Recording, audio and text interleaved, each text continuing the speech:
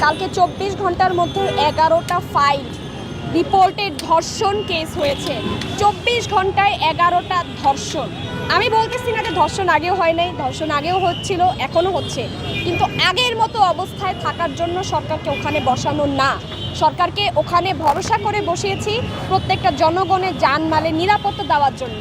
আমি মানি যে বাজারের মূল্যস্ফীতি অনেক কন্ট্রোলে এসেছে, থ্যাঙ্কস টু সরকার, we are grateful for that. But other than that, আমাদের জানমালের নিরাপত্তা না থাকলে বাজার করে আমাদের কোনো লাভ হবে না।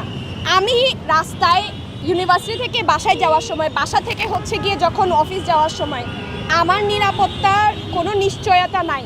আজকে আসিয়া, কালকে আপনি, কালকে হয়তো বা আমি। আসিয়া আজকে লাইফ সাপোর্টে আছে 3 জনের। আমি আপনার ধর্ষণের বিবরণ শুনেছেন ডিএমএইচ এর ডক্টর থেকে, ওর জন্য মানে 5 সেন্টিমিটার ভিতর থেকে কাটা হয়েছে। কত নির্দয়ী হলে আসলে এগুলা করে? রেপিস্টরা এত সাহস পাচ্ছে কেন? কালকে সমাজ কল্যাণ উপদেষ্টা বললো এই দায়ভার আমাদের। আমরা আমাদের জায়গা থেকে চেষ্টা করছি আপনাদের পর্যন্ত আওয়াজ পৌঁছাতে, আমাদের নিরাপত্তা দিতে। আপনারা আইন শৃঙ্খলা ঠিক করুন। কালকে আসিয়ার সাথে যা ঘটেছে এটা যাতে আর কোনো মেয়ের সাথে না ঘটুক। এটা কিভাবে করা যায় সেটা আপনারা নিজেই জিজ্ঞেস করেন। ধর্ষণদের শাস্তি দিয়ে কি একটা এক্সাম্পল সেট করা যায় না সবার জন্য, যাতে রেপিস্টরা ভয় পায়? কারণ রেপিস্টদের কোনো শাস্তি নিশ্চিত হচ্ছে না।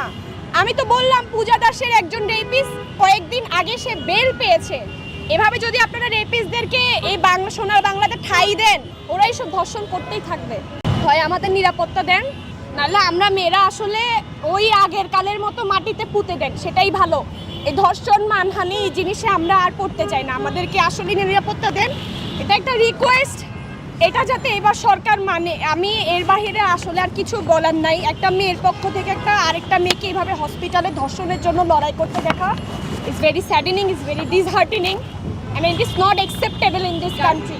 আমি কিছু নিউজ পড়বো, এটা কালকে 24 ঘন্টার নিউজ। প্রথম নিউজ, স্কুল শিক্ষকের বিরুদ্ধে 5ম শ্রেণীর ছাত্রীকে ধর্ষণের অভিযোগ। সীতাকুণ্ডে বন্ধুর সঙ্গে সমুদ্র সৈকতে বেড়াতে গিয়ে সংঘবদ্ধ ধর্ষণের শিকার কলেজ ছাত্রী। মুন্সিগঞ্জে খাবার ও বেলুন কিনে দেওয়ার কথা বলে 2 শিশুকে ধর্ষণের অভিযোগ, বৃদ্ধ গ্রেপ্তার। 8 বছর বয়সী ধর্ষণের শিকার হওয়া সেই শিশুটি লাইফ সাপোর্টে। আমরা আসিয়ার কথা বলছি এখানে। চিপস কিনে দেওয়ার প্রলোভন দেখিয়ে কুমিল্লায় বাক প্রতিবন্ধী তরুণীকে সংঘবদ্ধ ধর্ষণ। 5ম শ্রেণীর ছাত্রীকে ধর্ষণের অভিযোগে শিক্ষক আটক।